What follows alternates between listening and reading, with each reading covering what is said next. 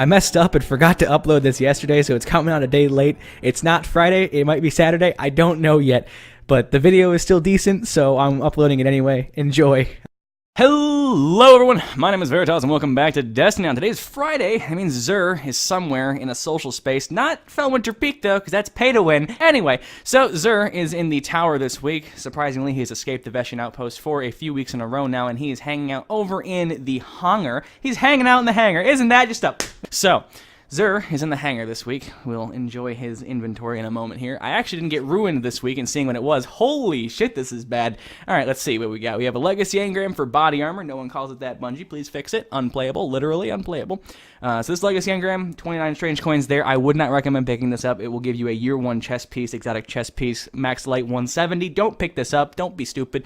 Moving over to the Titan exotic this week, we have no backup plans. The Hunter exotic is Skyburner's Annex. The Warlock exotic is the Apotheosis Veil. And the weapon is Hawkmoon. Let's go over what these things do and what the recommendations are on those, and if they're good for your using pleasure. So the no backup plans has force multiplier. This means shotgun kills trigger force barrier, and force barrier's duration is increased. So if you like being that guy in the Crucible, no backup plans are your thing. With the upcoming shotgun nerf next week in a few days here, I'd probably pick this up if you really want to, actually have, help while using your shotgun. With the nerf to the damage and the critical molten nonsense or whatever things, you might actually need a shield now to actually get kills with shotguns, so it might be a good idea to pick it up if you don't have it yet. They're pretty cool looking. I recommend grabbing them if you do not have them. As always, I recommend picking something up if you don't have it already. They always have shotgun loader and usually machine gun loader as well, so pick these things up if you don't have them. Intellect strength there. I believe they will always have strength, as force barrier is a strength-based ability, so it'll always have strength regardless of how you re-roll it. I'll explain what that means in a minute. Skyburner's Annex is the Hunter exotic this week. This thing has a versatile shooter. Heavy weapon kills have a chance to create orbs, and orbs collect while your super is full have a chance to grant special ammo. Again, with this special stuff, I feel like Bungie's telling us something. There's a nerf next week for special weapons. Did I tell you about that yet? Because it's going to be fun. It's going to make everything better. Said no one ever. I actually really like this helmet. It's really fun to use the Dark Drinker with. You can just go in and be like, hey, there's a lot of things alive in here. Right trigger. Look, orbs and death. It's fun. I enjoy it. It's good shit. Good shit. I recommend this one, actually. It's pretty good. We'll see the stat roll in a minute to see if it's actually really good. I don't know the stat rolls on single stat things, so I can't tell you. But this one I can tell you is almost perfect. I know that off the fucking. I have a little cheat sheet next to me. It's good. Good shit. I like it. Apotheosis Veil moving into this thing. I actually really like this helmet. I recommend picking this up if you don't have one already. It's gorgeous with no shader on, as all Warlock armor is. You should know this by now. But private reserves, if you know what I mean, immediately regenerate health, melee, and grenade energy upon activating your super. So this works with all subclasses. Recommend to use this with the solar subclass Sunsinger, as that is the best one to use for health, regen, melee, and grenade. Pop your super and just kill everything in front of you. It's good stuff there. It's also good for the other two. Actually, this would probably be really good for Storm Trance, just because instant health, melee, and grenade energy when you fucking super, pretty fucking good there. As well as Infusion. It does what Infusion does. You can read it. I'm not going to tell you. You don't need me to hold your hand that much. Moving into the Hawkmoon. This is a year 1 PlayStation exclusive hand cannon that has now been neutered to the point where it's useless because the range thing is garbage. But with the buff, I'm so used to saying nerf because Bungie likes taking everything I love away from me.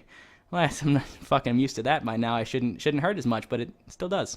Still does. Anyway, the buff next week to hand cannons will increase the accuracy back to basically the year 1 counterpart to that. So if you liked hand cannons in year 1 and you were on Xbox, you're like, man, I can't wait for the Hawkmoon to come over to Xbox from PlayStation right alongside the hand cannon nerf that makes them unusable and sad. Well, they're fixing it, kind of. So pick up Hawkmoon this week if you're an Xbox player and enjoy your near PlayStation Year 1 equivalent hand cannon of the Hawkmoon from that console. That sentence made almost no sense, but I'm gonna believe in you guys that you understand what the hell I'm trying to say. So this does kinetic damage because elemental primaries are overpowered. Thanks, Bungie. I love you. Good. What about that Zala Supercell? Did you forget about the Zala? Did you forget about that? That's not kinetic, Bungie. You fucking need to get your shit together. Alright, this thing has luck in the chamber, as well as holding aces, so you get 2 more random bullets that do extra damage. You can get 3 of these in a row. If you do, good on you. You should go to Vegas, try that luck out somewhere else. It's not in a video game, and realize that the world is a harsh place, and video games are an escape from that nightmare. And then enjoy your holding aces. It's fun. Good. All right, so the ornaments for this thing are actually pretty cool. I like both of them. I really like Moonglow. I believe Moonglow is the one that lights up when you get lucky bullets. So if you do get lucky bullets, this thing, like the feathers and stuff, will light up, and it looks neat. I'd recommend picking up Hawkmoon this week. I really, really would.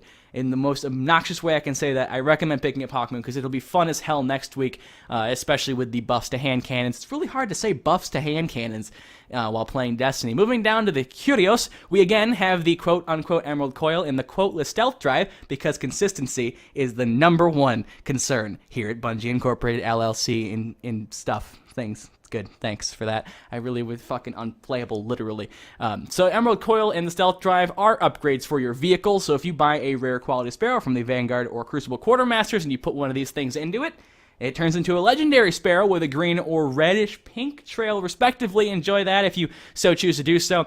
He also has heavy ammo synthesis, 3 for 1 or 10 for 3. If you are stupid, you'd pick this one. If you are an intelligent person, pick this one. So, 10 ammo synth, you need 100 of these to level up your factions if you so choose to use them in that way. I recommend doing that for 390 gear if you are lower than 390. Otherwise, grab these for raid encounters, things like that for heavy ammo. 3 of coins are a stackable effect. Use 1, kill a thing. You don't get an exotic, use another one. Don't use 5 at a time.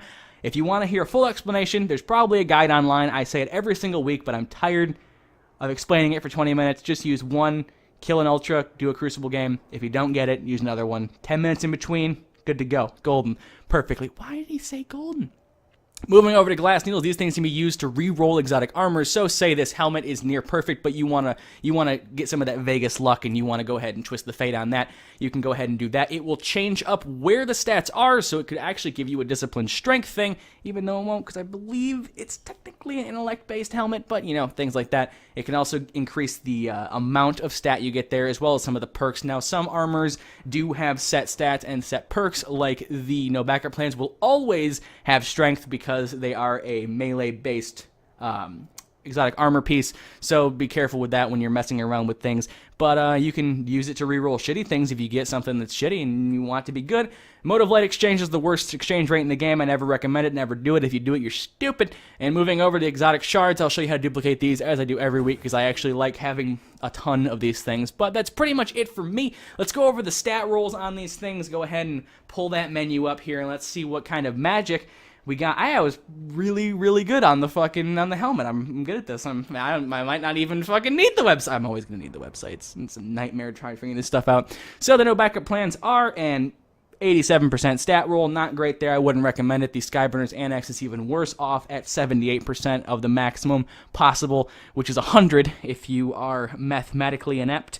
And then the helmet over here is a 96%. It's pretty good. I recommend it. Pick this thing up. I'm not going to tell you again. Pick up the helmet and the hand cannon and have yourself a good little week next week when the buff comes out. Fun stuff like that. I'm going to show you how to duplicate shards, so I'll see you over at the 3D printer iPhone thing in a second.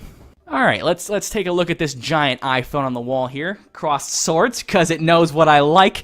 Anyway, let's go down and grab a Truth Rocket Launcher. I recommend the Truth Rocket Launcher. Any Year 2 heavy weapon will probably work. I don't recommend using the swords. I've never tested this, but, you know, I'm not here for that. So go ahead and equip your Truth Rocket Launcher. Now there's 2 things you can do here. Either have a class item with increase the upgrade rate for a rocket launcher on, or just use a heavy telemetry from your inventory like I usually do. Now you have that active. Go ahead and burn 6 motes of light. 4, 5, 6. I have so few motes of light. This is really breaking the bank every week I do this. I do it for you, though. I do it for you. Now these things are full of experience. Good like that. Don't have to click anything. All you have to do now is hold the X button after holding the A button. And, yeah, once you've dismantled... I can't see the dismantle... There we go. Once you've dismantled this thing, you will notice that your 1 exotic shard will turn into, magically, 2 exotic shards, as well as some motes, parts, and glimmer back for you to do that multiple times, as much as your glimmer will allow. Repeat as necessary if you want more shards, things like that.